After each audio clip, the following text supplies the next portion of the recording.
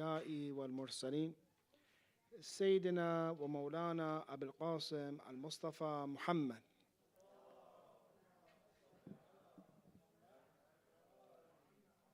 وعلى أهل بيته الطيبين الطاهرين ولعنة الله على أعدائهم إلى قيام يوم الدين. السلام عليك يا أبا عبد الله. During this Muharram and Safar, one of the greatest gifts that Allah has given us is the love of Imam Hussein alayhi salam. And hopefully during these next 40 days, 50 days, we can benefit and change our lives with remembering Imam Hussein and loving Imam Hussein and mourning for him. When a person thinks of Arba'een, which is approaching slowly, the 40th of Imam Hussein, Arba'een, 40 means to complete. And someone is a complete mourner who mourns for 40 days for Imam Hussein alayhi salam. We look at the traditions and we see that one of the best lidha or enjoyments that we have, or in some of the phrases in the hadith, is called halawatul iman. The sweetness of faith is the love of the Prophet and his Ahlul Bayt alayhimus salam. Please recite salawat.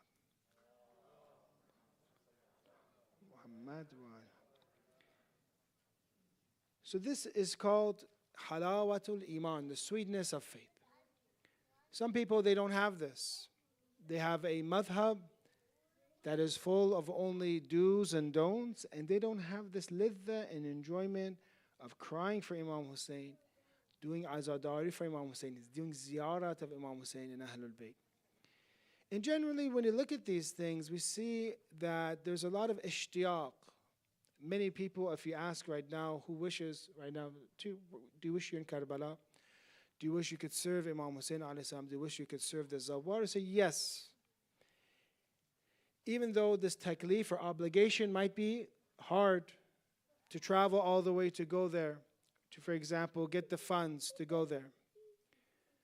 But what makes taklif and obligations easy is love, is enjoyment for those things, is ishtiyaq, eagerness, is lidha or joy for that thing. Do you ever see, for example, kids, what do they like these days? Young kids, maybe they like TV, screen time, games. Somebody becomes older, they like food more, for example, or they're looking for marriage. When insan has different types of stages in their life, they have different stages of enjoyment. When they're older, for example, the grandchildren, they like, for example. But is there a joy that's higher than all of these and that our enjoyment should revolve around? And that is the enjoyment of deen, religion. Quran very clearly mentions that the way that we should look at religion is this verse. Quran, compares a few things to a few things in this verse. We see, for example, here the verse, for example, says, وَمَا يَسْتَوِي الْحَيَاءُ وَلَا الْأَمْوَاتُ. And not equal are the living and the dead. Surah Al-Fatir, verse 22. Those who are alive and those who are dead are not equal, Quran says. Well, we know that already. Yes, someone who's dead is dead. Someone who's alive is alive. But what do you think Quran is speaking about? Who is Quran speaking about? Who is alive and who is dead? Quran then mentions, Inna Allah yusmi' man yasha. Allah makes listen whoever He wills. So what does this tell? Who can listen? Allah makes listen. Well, we all have ears. So a lot of times we understand these verses, and this is true, it is non-literal. This is something that is, metaphorical, that it's figurative. That being alive here means what? Spiritual life. Being dead here means spiritual death. Being able to hear means responding to the call of the prophets and to Islam. Because if you do not, you're deaf. Then the Quran says, to continue this, وَمَا أَنْتَ بِمُسْمِعٍ من في القبور. And you cannot make hear those in the graves. So there are those Quran is mentioning that you think they're alive. They're very healthy maybe. They're very young. But in actuality, they're dead. Quran is saying this. Look at the verse. وَمَا يَسْتَوِي الْأَحْيَاءُ وَلَا الْأَمْوَاتُ. And those that are who are alive and those who are dead are not equal. Who is alive, who is dead? Those who have done ijabat in other verses of the Quran, those who have answered the call of the prophets, they're the ones who are alive, because the message of the prophet and imams is one that gives us life. And one who is alive has lidha, enjoys worship, enjoys the ibadat of Allah. The problem that we have, and I spoke about this topic last week, we're going to continue, is this dha'iqa, this taste, this preference that we give to things that are material over things that are spiritual. Again, we said that to those kids. If you ask them, what is the most enjoyable thing? Video games. Going, for example, watching something on TV, watching a movie, right? But do we have an enjoyment that is greater than all these type of joys? It is the enjoyment of being alive. And that being alive means I'm an abd of Allah. I'm a slave of God. I'm a servant of Him. So throughout our lives, we realize ourselves to be more alive, to be less alive. Hopefully in Muharram and Safar, we'll be more alive because we are connecting to the message of Islam. Did you ever notice yourself that sometimes I don't focus on religion, or sometimes I don't feel like it? I feel more dead. And sometimes when I practice and I work on myself and I have more taqwa, I feel more alive, I feel more energetic.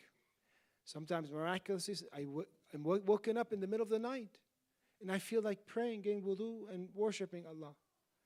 And sometimes some of our greats are scholars in the shrines.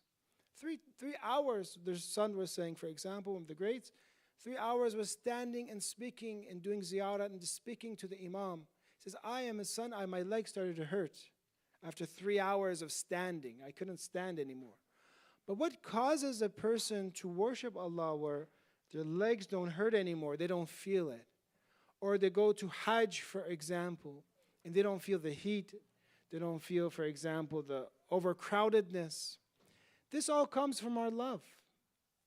So what I'm trying to say today is what makes our taklif and obligations easier is the more ishtiyaq and love and eagerness that you have in worship, the easier it is to follow the commands of Allah because you love Him.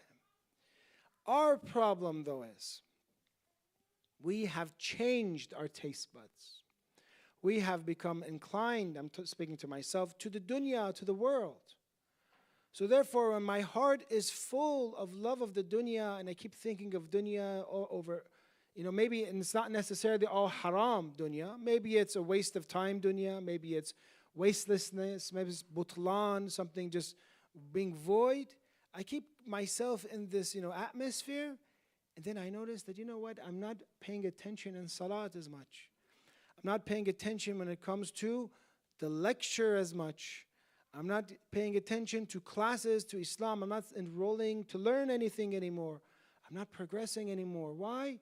Because my taste has changed. My dha'iqa has changed. And this is something very dangerous. And we see, I think, as a disease, maybe for Muslims in the West at least, because we're very pampered. And there's a lot of dunya around us. And that slowly you come here, your taste changes. And instead of coming to center, I wish I could go to another majlis. If Imam was, I wish I could go to another majlis. So I want to go this place. I want to go to that person's house. I just want to relax. And I don't have that taste anymore because I have destroyed my dha'iqa. I've destroyed my eagerness to taste Islam.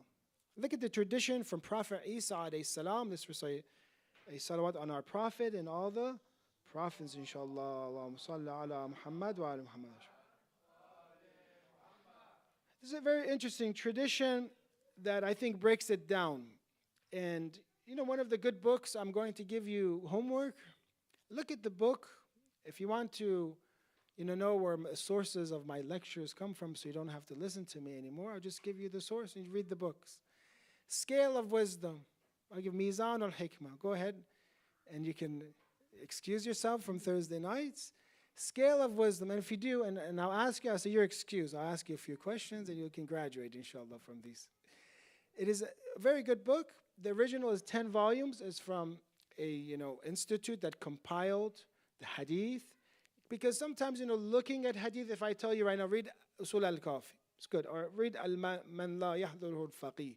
Or read At-Tahdhib, Istibsar, or these books. You're going to run into hadith that you'll be questioned, what does this mean? Is this right? Is it not right? Or what is what is the interpretation of this hadith? But he does a very good job in taking the narrations and putting them into categories that are relevant to today. And there are other books of hadith do this, but things like, for example, if you want to know about worship, and you look at the verses of Quran and you look at hadith. What is this book called? Scale of Wisdom. It's in alislam.org. In one volume, the Arabic is 10 volumes.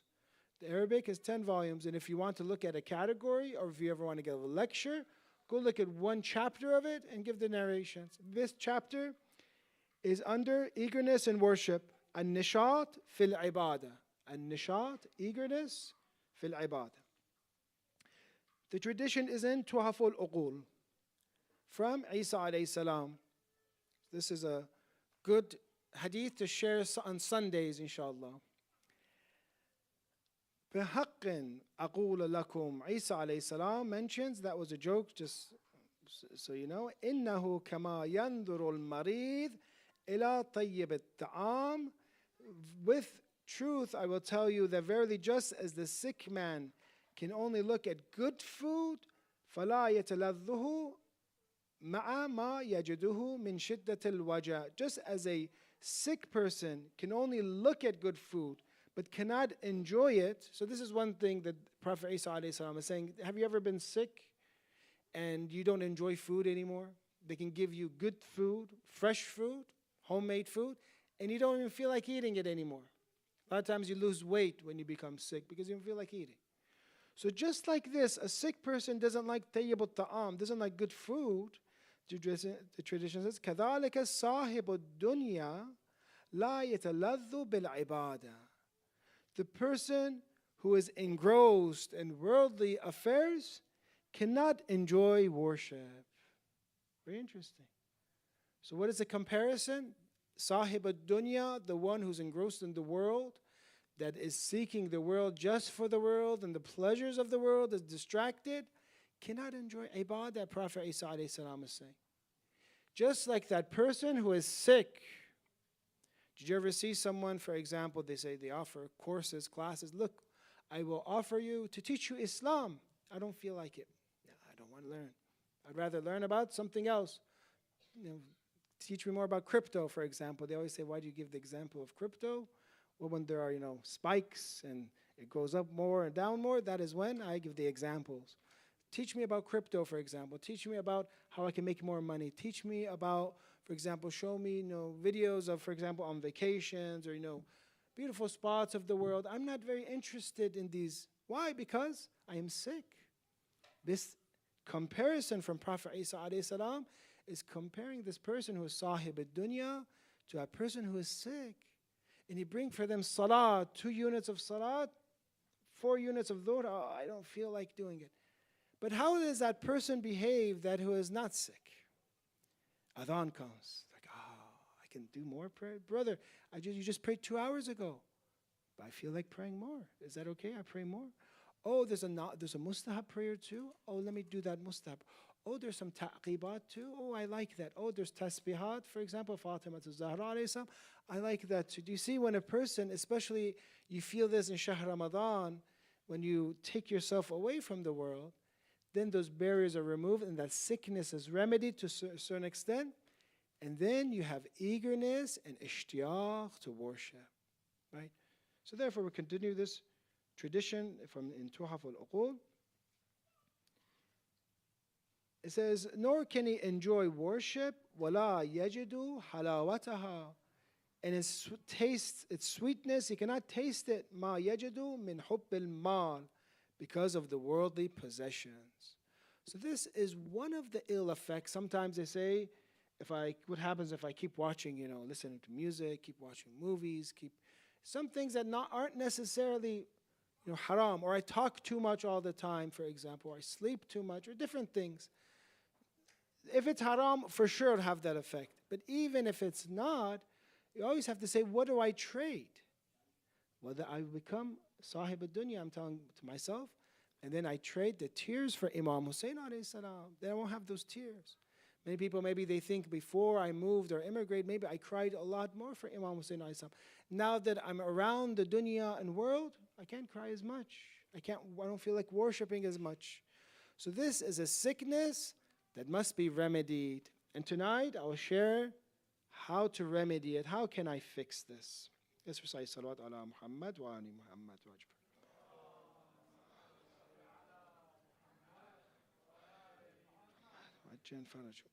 There are instructions from Imam Zain al-Abidin alayhi salam that speak about how someone has nu'as or sleepiness when it comes to salat. And so recite another salawat ala Muhammad wa ali Muhammad wa ajma'in. صلى على محمد وعلى محمد وعجل فرج. Yes, the narration, the dua, let me just search it here.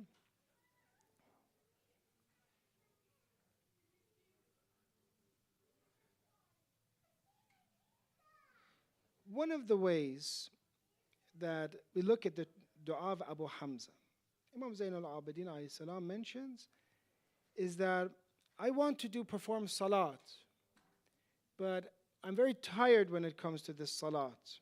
What should I do? There's this conversation that the Imam mentions that maybe it is from, one of the ways, from being part of the battaleen, continuing with those gatherings of those who are batil, those who, when they speak, did you ever go to a gathering, for example, of your friends, and everything they speak about from the beginning to the end has no point, it's just waste? Because of the battaleen, for example. Or sometimes some of the traditions say, or some of the, the dua says, it is because of not being part of the majalis of the ulama, of the scholars. Not me, I'm a student. But not listening to admonition, advice.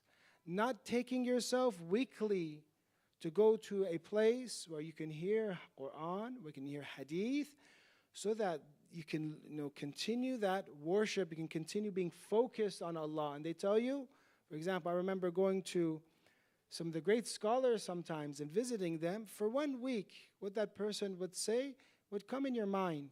That theme, for example, for 1 week, and that would cause you to work on yourself. So different, reasons for this. The second we said is the part where a person has, majalis, does not do, participates in the majalis of the battaleen. The other in the dua of Imam Zain al-Abidin is that, for example, a person who turns away from Allah, and they're always infatuated with other things, always distracted with other things. So regardless, when we look at, this topic about taste and dha'iqa, we realize that the way that I behave before salat, what I, am careful of, what I do ihtiyat in, that is going to affect how I pray and worship Allah. The more that I, focus on these other distractions, remove them from my life, the more it's easier for me to have that ishtiyaq. And whoever acts, there will be more ishtiyaq for them. There will be more love for them. So therefore, to answer this question, how can I, enjoy takalif more? The more I understand something, the more awareness I have, the more knowledge I have, the more easier it is to follow the taklif and commands of God. 2, the more that I am away from the world, the haram, actions, the more I will be inclined towards worship, more inclined towards, doing what is right. But if I don't have both of these things, I want to imagine a person who doesn't study much, doesn't have much theology, doesn't understand much about Islam, to a person who's always busy occupied with other things, as we said in the tradition of Prophet Isa alayhi salam, that person, taklif will be very difficult for him. Obligations will be very difficult. When you ask them, for example, to do salat, they won't necessarily understand it, and they don't really feel like doing it, compared to that person who has prepared their mind and soul for these things. In the same way, in Muharram and Safar, if we want to benefit more from connecting to Allah through Imam Hussein alayhi salam, we have to be a little bit more careful of ourselves and to have more taqwa. This will cause this shawq for me, and then inshallah I can, cry more for Imam Hussein, more and more for him. These next few minutes we're going to do a dhikr, musibat, mention some of the musibat of Imam Hussein alayhi salam, who we mentioned that there's no day like his day. Abu Abdullah, no day is like the day of Imam Hussein alayhi salam.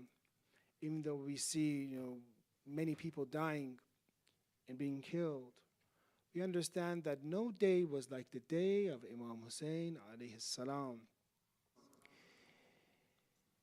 During this time, in one of the most tragic times that Ahlul Bayt alayhi salam and the family of Imam Hussein alayhi salam have, is this journey that the daughters of Imam Hussein, the children of Imam Hussein, this family, they have lost their parents, they've lost their Imam. And now they are all alone with the same killers, the same dhalameen who did this to their family. They're treating them as slaves, as servants. You see that they are carrying the holy head of Imam Hussein alayhi salam, the grandson of Rasulullah, from station to station. Some have, studied exactly all the cities and what a journey it is from Karbala all the way to Sham, and how many mawaqif there were, how many stations there were, and where they put the head of Imam Hussein alayhi salam in different stations, the head of the shuhada of Hazrat Abbas, of Hazrat Ali Akbar, of the shuhada, great shuhada, where every station they put.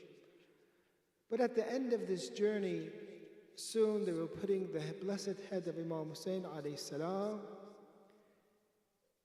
in the palace of Yazid.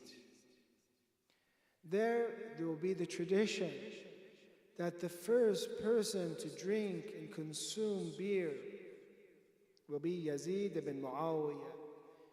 And I apologize for saying this, but soon he will be pouring this on the head of Imam Hussein alayhi salam. And he'll be taking a rod, a stick, from one of the hardest, maybe the translation can be a bamboo stick, a hard stick. And soon Yazid ibn Muawiyah will be playing with the lips of Imam Hussein alayhi salam, the same lips that Rasulullah kissed, the same lips that did the dhikr and remembrance of Allah. But soon there will be a little girl named Ruqayya. In some communities they say Sukaina. Maybe her name was Fatima. As Imam Hussein alayhi salam, some say all his daughters' names were Fatima and all his sons were Ali. Soon this little girl will be asking for this head, asking for Imam Hussein alayhi salam. And she'll be in the dungeons of Sham. And then the Shamis, these treacherous people, will bring the head of Imam Hussein alayhi salam to this little girl, a 3-4-year-old. What does a 3-4-year-old understand? She sees the head of Imam Hussein alayhi salam. She's been crying for about 2 or 3 weeks. That, Father, where are you? Father, what did they do to me? The sad thing is usually when we talk about children being hit or children being abused, is that children cannot defend themselves. If they come to a 3 or 4-year-old and they push them down, they cannot do anything back. 2 children are ma'asum. Children have never done any sin. How can they mistreat the daughter of Imam Hussein alayhi salam like this? When she takes the holy head of Imam Hussein alayhi salam, it speaks to it as some of the maqatil. Ya abata man alladhi aytamani ala sighar sinni. Oh Father, who made me an orphan at such a young age? And this was some of the examples of the dhulm that they did to our master Imam Hussein alayhi salam. Inna lillah, inna alayhi raji'un. Ya Allah, we ask you because of the blood of the shuhada to give, inshallah, all of those who are fighting against injustice, all of those who are fighting to do what is right, inshallah, give them victory, inshallah. All those whose blood has been shed for the path of righteousness, to bless their souls, inshallah, give them elevated rank. It is Thursday night. It will be Thursday night soon, the night of our amwat. Allah bless the souls of all of our departed, inshallah. Forgive our sins, give us shafa, give us a pure heart so we can connect to Imam Hussein alayhi salam during this Muharram and Safar, inshallah. Give us a liddat of munajat, give us ishtiyaq, inshallah, in our prayers. Allow us to be of the followers of Imam Hussein alayhi salam and his grandson, Imam al-Zaman, and expedite his return. Say salawat ala Muhammad wa ali Muhammad wa ajal fajr.